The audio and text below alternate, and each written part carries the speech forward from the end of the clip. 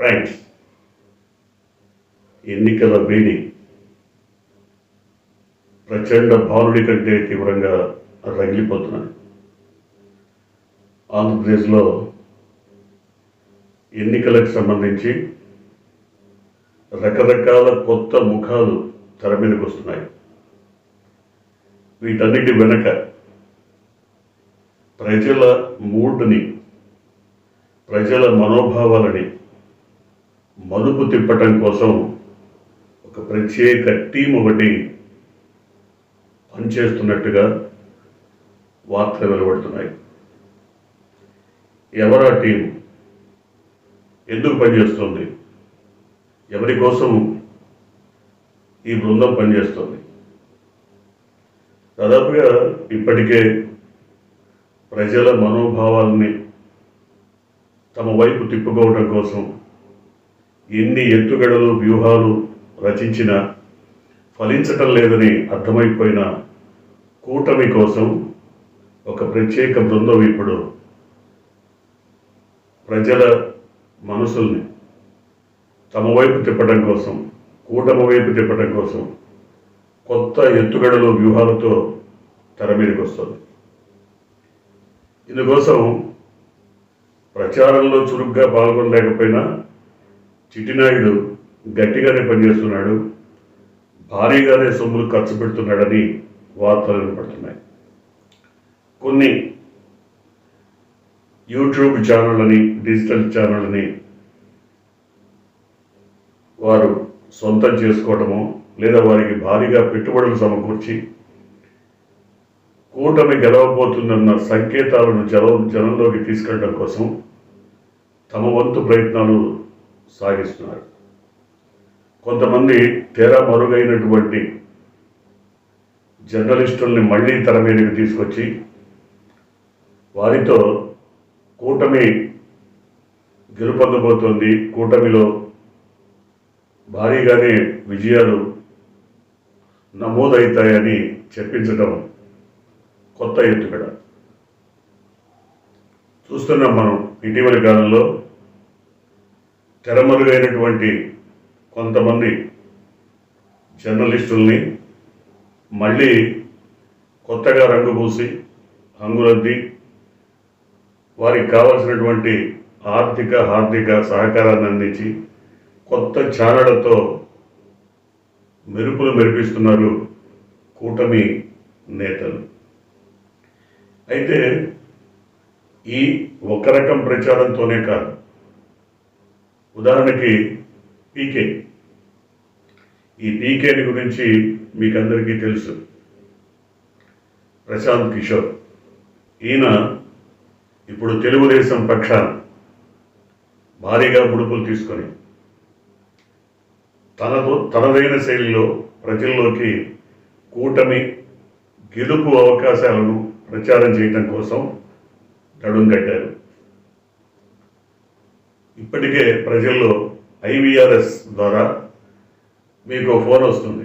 ఆ ఫోన్లో కూటమి గెలవబోతుంది, కూటమికి భారీగా మెజారిటీ రాబోతోంది, కూటమి చంద్రబాబు నాయుడు నాయకత్వంలో బ్రహ్మాండమైనటువంటి విజయం సాధించబోతోంది అని ప్రకటనలు వస్తుంటాయి.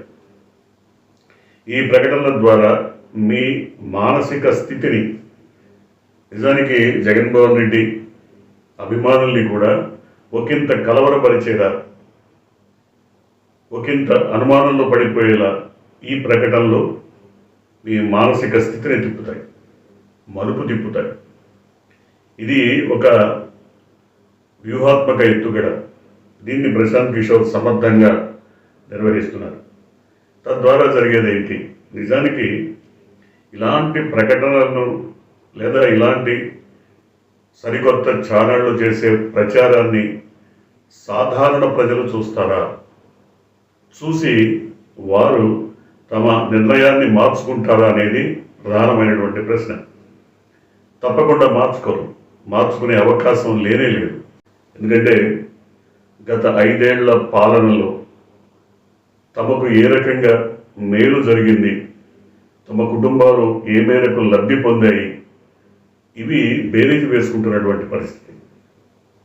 అంతకుముందు the great 40 years industry Chandrababu Naidu 14 సంవత్సరాల పరిపాలనా కాలంలో ముఖ్యంగా పేదలు, బడుగు, బలహీన వర్గాలకు ఏ రకమైనటువంటి మేలు చేకూరింది?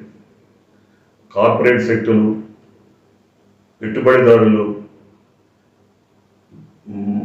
బడా పారిశ్రామికవేత్తలు, వీరికి తప్ప పేద ప్రజలకు ఒరిగింది ఏంటి? ఇది కూడా బేరీజ్ వేసుకుంటున్నటువంటి పరిస్థితి. అయితే ఎవరు ఏం చెప్పినా, ఇలాంటి మోసపూరిత ప్రచారాలు ఎన్ని చేసినా ఇప్పటికే ప్రజలు ఒక స్థిరమైనటువంటి నిర్ణయానికి వచ్చేశారన్నది ఆంధ్రప్రదేశ్లో పూర్తిగా అన్ని ప్రాంతాలు సంచరించినటువంటి ప్రజాభిప్రాయాన్ని తెలుసుకున్నటువంటి అనేక మంది నిపుణుల అభిప్రాయం. ఇప్పటికే ప్రజలు ఒక నిర్ణయానికి వచ్చేశారు. ఈ సర్వేలు అంటే రకరకాల సర్వేలు ఇప్పటికీ ప్రచారంలో ఉన్నాయి. రకరకాల సర్వేలని పార్టీలు చేయించుకుంటాయి, కొన్ని మీడియా సంస్థలు స్వచ్ఛందంగా చేస్తాయి. మీడియా సంస్థలే కాకుండా సెఫాలజిస్టులు ఇలాంటి వాళ్ళు రకరకాల సర్వేల ద్వారా ప్రజల ముందుకు వస్తారు. కానీ ఈ సర్వేలు, వీటి ఫలితాలు ఇవన్నిటినీ ఎంత మేరకు నమ్మాలి అన్నప్పుడు ఇప్పుడు ఎవరైతే ఒక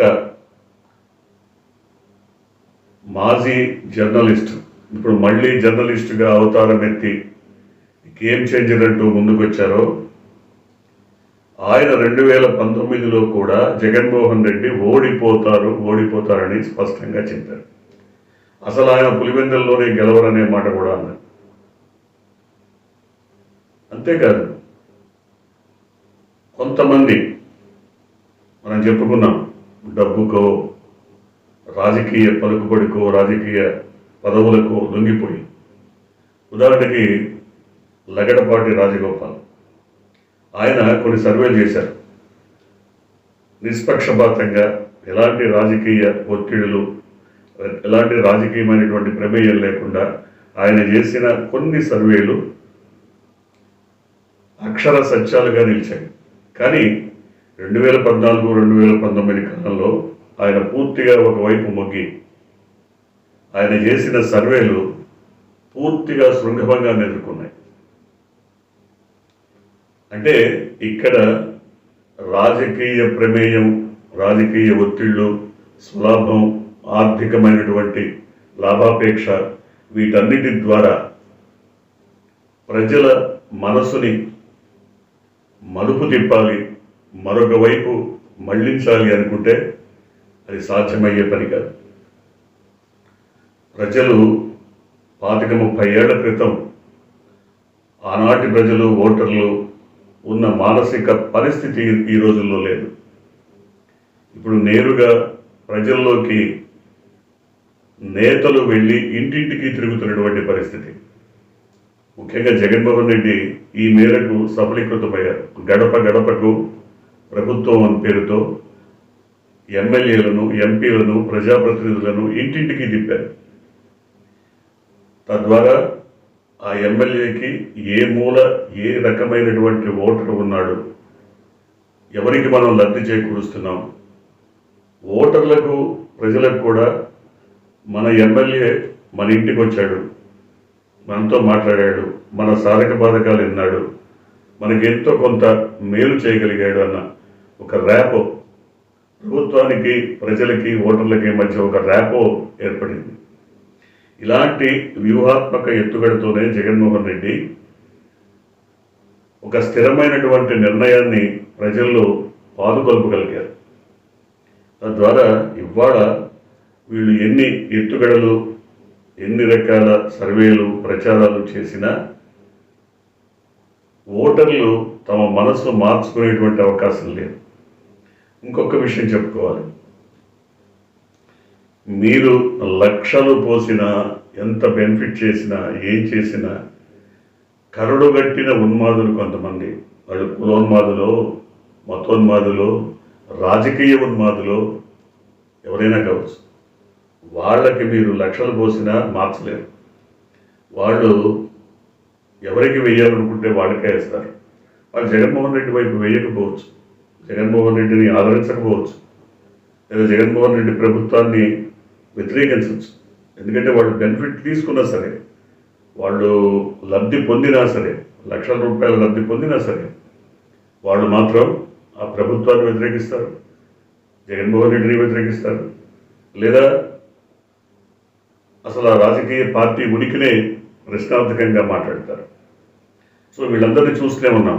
జగన్మోహన్ రెడ్డిని సైకోని ప్రతిపక్ష నాయకుడు అంటాడు, అసలు రాళ్లతో కొట్టండి అంటాడు, గాజు గ్లాస్ బాగా కొట్టండి అంటాడు, లేకపోతే అది చంపితే దిక్కేంటి అంటాడు. ఇట్లాంటివన్నీ చూస్తున్నాం. లేకపోతే ప్రజల్లోకి విధ్వంస పాలన, అసలు విధ్వంసం అనే పదానికి అర్థం తెలుసా? ధ్వంసం, విధ్వంసం. ఏంటి విధ్వంసం? దీన్ని కూడా వాళ్ళు ఎక్స్ప్లెయిన్ చేయలేనటువంటి పరిస్థితుల్లో కరడు గట్టిన ఉన్మాదులు వీళ్ళు ఎట్లాగో ఓటేరు. వాళ్ళ గురించి వాళ్ళ మనసుల్ని మార్చడం కోసం ప్రభుత్వం కూడా పనిచేయట్లేదు. వాళ్ళని రంజింపజేసి ఏదో వాళ్ళకి ఇంకేదో తాయిలాలు ఇచ్చి వాళ్ళని తమ వైపు తిప్పుకోవాలని ప్రభుత్వం కూడా అనుకోవట్లేదు. జగన్మోహన్ రెడ్డి ఒకటే చెప్తున్నారు, తన పాలన నచ్చి తన వల్ల లబ్ధి పొంది తన రాజకీయ సిద్ధాంతాలు మీకు బాగున్నాయనిపిస్తే మీరు ఓటేయండి అని. అంతే తప్పితే ఎవరైతే కరడగట్టిన ఉన్మాదులు, కులోన్మాదులు, మతోన్మాదులు, రాజకీయ ఉన్మాదులు ఉన్నారో వీళ్ళందరినీ ఆయన బతిలాడలేదు. సో ఇందువల్ల ఇవాళ ఇలాంటి సర్వేల పేరుతో, లేకపోతే IVRS ప్రచారాల పేరుతో, లేకపోతే ఫోన్లో మెసేజ్ల పేరుతో ఎన్ని రకాల ప్రచారాలు చేసినా ప్రజలు అల్టిమేట్గా ఒక నిర్ణయానికి వచ్చేశారు. ఓటర్లు పూర్తిగా ఒక సిద్ధాంతాన్ని నమ్ముతూ దానిపైనే నిలకడగా నిలబడ్డారు. చూద్దాం ఈ కూటమి చేస్తున్నటువంటి తాజా ఎత్తుగడలు, వ్యూహాలు ఫలిస్తాయా, లేదా జగన్మోహన్ రెడ్డి నమ్ముకున్న ప్రజలు, ఓటర్లు ఆయన నమ్మకాన్ని వమ్ము చేయకుండా గెలిపిస్తారా? ఏం జరగబోతుందో మరొక 10 రోజుల్లో తేలబోతుంది. చూద్దాం.